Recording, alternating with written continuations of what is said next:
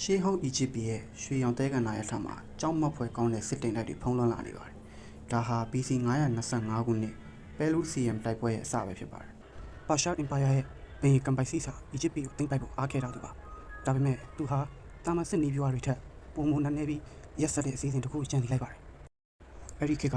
အီဂျစ်လူမျိုးတွေအတွက်ကြောင်ဆိုတာတာမန်တိရစ္ဆာန်မဟုတ်ပါဘူး။သူတို့ရဲ့ကြောင်နှစ်ဖျားမှဘတ်စတက်ရဲ့ကိုပွားတွေဖြစ်သတ်မှတ်ပြီးအသက်ထက်တန်ဖိုးထားကိုးကွယ်ကြတာပါ။ပါရှားဘင်ဟာအီဂျစ်တို့ရဲ့ဒီယုံကြည်မှုကိုအသုံးချခဲ့ပါတယ်။သူဟာစစ်သားတွေရဲ့ဒိုင်းလွှာပေါ်မှာကြောင်ပုံတွေဆွဲကမ်းယုံတွေမှာကပဲတကယ်ကြောင်အစ်စ်တွေကိုပါရှည်တန်းကနေတန်းစီပြီးမောင်းနေလာပါတယ်။လူရိုးပေါ်ကအီဂျစ်များသမားတွေဟာမြားကိုတင်းတင်းဆွဲထားပေမဲ့ရှေးကကြောင်တွေကိုမြင်လိုက်တဲ့အခါသူတို့ရဲ့လက်တွေတုံရင်ကုန်ပါတယ်။နဖျားတွေကိုထိမှန်မှကိုကြောက်ရွံ့တာကြောင့်ဘယ်သူမှများမဖြစ်ရဲပဲအရှုံးပေးလိုက်ရပါတယ်။ဒီလိုနဲ့ပဲပါရှားတို့ဟာတစ်ချက်ကလေးမှတိုက်စစ်မစင်ရပဲအီဂျစ်ပြည်ကိုသိမ်းပိုက်နိုင်ခဲ့ပါတယ်။ဒါဟာတမိုင်းမှာအထူးဆန်းဆုံးနဲ့အထီးရောက်ဆုံးစိတ်သက်စိတ်ဆင်ရေးတစ်ခုပါပဲ။